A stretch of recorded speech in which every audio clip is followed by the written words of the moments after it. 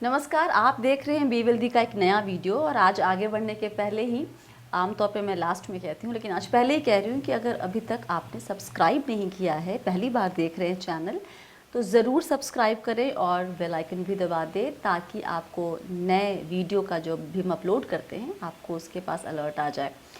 हम बात कर रहे हैं इस पूरे सीरीज़ में टैक्स बचाने के जो अलग अलग विकल्प हैं उसमें आपके लिए बेहतर कौन सा विकल्प होगा।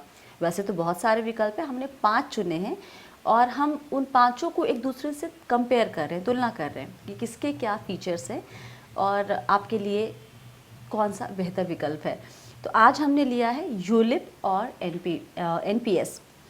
अब हम किस बेसिस पे कंपेयर कर रहे हैं, हमने मोटा मोटी 4 क्राइटेरिया रखा है।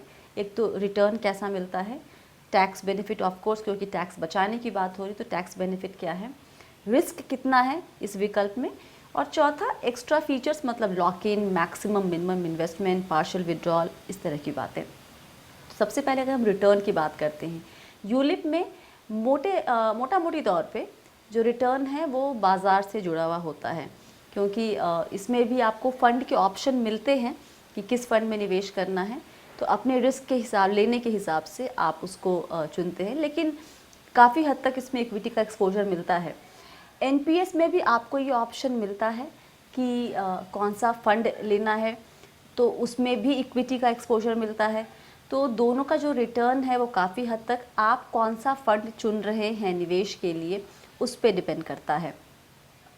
टैक्स बेनिफिट, यूलिप में आप एटीसी के तहत अगर 1.5 लाख रुपए तक का निवेश कर रहे हैं तो उस पर आपको टैक्स छूट मिलेगी। ये आपको एनपीएस में भी मिलेगा। यूलिप में एक अच्छी बात यह है कि अगर जो मैच्योरिटी पे जो अमाउंट मिलती है ना वो एकदम टैक्स फ्री होती है। एनपीएस में पहली बात, मैच्योरिटी पे पूरी रकम आप नहीं निकाल सकते हैं, आप मैक्सिमम 60% ही निकाल सकते हैं पूरी रकम का। बाकी का जो 40% होता है उससे आपको एन्युटी खरीदनी होती है। जो 60% आप निकालते हैं तो वो टैक्स फ्री होता है।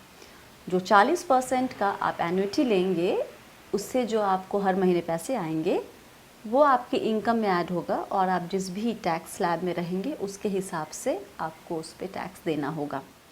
लेकिन यहाँ पर एनपीएस में एक और ख़ास बात है, अगर यूलिप के मैच्योरिटी पे आपको कोई टैक्स नहीं देना होता तो एनपीएस में आप 1.5 लाख से ऊपर 50,000 और निवेश करके वहाँ पर 2 लाख तक की रकम पे टैक्स छूट का फ़ायदा उठा सकते हैं।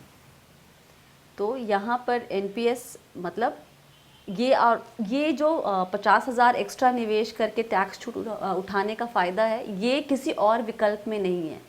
तो इसलिए एनपीएस अपने आप में एक यूनिक प्रोडक्ट यहाँ पर इस लिहाज से होता है। रिस्क, अगर आपने यूलिप में इक्विटी वाला फंड लिया है तो वो रिस्की है। एनपीएस में भी अगर आपने खुद से चुना है इक्विटी वाला फंड तो वो रिस्की है। तो रिस्क दोनों में बराबर हो सकता है। लॉक इन के लिहाज से देखिए, यूलिप 5 साल का लॉक इन होता है, 5 साल तक आप पैसे नहीं निकाल सकते हैं इसमें से। और एनपीएस में 60 साल तक आप पूरे पैसे नहीं निकाल सकते। पूरे तो आप कभी भी नहीं निकाल सकते, लेकिन जो मैच्योरिटी कहते हैं एनपीएस की वो 60 साल की उम्र पे होती है। अभी जाकर पार्शियल विड्रॉल जो यूलिप में नहीं है 5 साल तक एटलीस्ट, वो एनपीएस में हो गया है। वो 3 साल पूरा होने के, टेन्योर पूरा होने के बाद आप पार्शियल विड्रॉल कर सकते हैं। उसकी भी एक लिमिट है, लेकिन ये प्रोविज़न अब उसमें ऐड हो गया है। मिनिमम इन्वेस्टमेंट यूलिप में डिपेंड करता है कि आपने क्या प्रीमियम चुना है, और एनपीएस में आप मिनिमम आपको 6,000 सालाना निवेश करना ही होता है, उससे कम आप अलाउ नहीं करेंगे वो। तो ये है इनके बाकी के फीचर्स। तो दोनों में बेहतर कौन है, अब यहीं पर आता है आपका काम। अगर आप अपने इस निवेश को, टैक्स बचाने के लिए भी आप निवेश ही तो कर रहे हैं ना, अगर आपने इस निवेश को किसी भी लक्ष्य से नहीं जोड़ा है तो आप हमेशा दुविधा में रहेंगे कि कौन सा प्रोडक्ट लिया जाए। किसी में कुछ अच्छा है, किसी में कुछ अच्छा है। तो इसलिए अगर आप यहाँ पर रिटायरमेंट के लिहाज से आप टैक्स सेविंग कर रहे हैं कि जो पैसे आप टैक्स के लिए बचाने के लिए निवेश कर रहे हैं वो आपके रिटायरमेंट में काम आए, तो जाहिर सी बात है यहाँ पे एनपीएस बेहतर होगा। और अगर वो आपका गोल नहीं है, आपने पॉलिसी ली है, टेन्योर उसका शायद 5 साल का तो लॉक इन होता ही है, बाकी टेन्योर मान लीजिए 10 या 15 साल का है, आपने किसी गोल से उसको अटैच किया हुआ है, तो आप यूलिप की तरफ देखेंगे। मेरा काम है आपको बताना कि किसके क्या फीचर्स हैं, वो आपके सामने मैं डिटेल में जितने आसान तरीके में सिंपल टर्म्स में रखने की कोशिश कर रही हूँ। लेकिन ये जो गोल वाला काम है ना, ये आपके लिए मैं नहीं कर पाऊँगी, ये आपको खुद करना होगा। तो आप उसको देखें।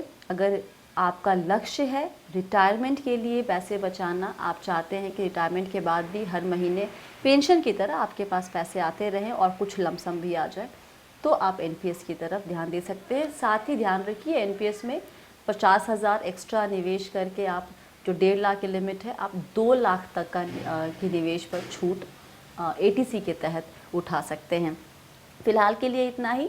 अगला जो वीडियो आएगा उसमें हम बात करेंगे कि पीपीएफ और एनपीएस इन दोनों में बेहतर विकल्प आपके लिए क्या हो सकता है, दोनों ही विकल्पों की बारीकियाँ क्या है, ये आपको हम बताएंगे।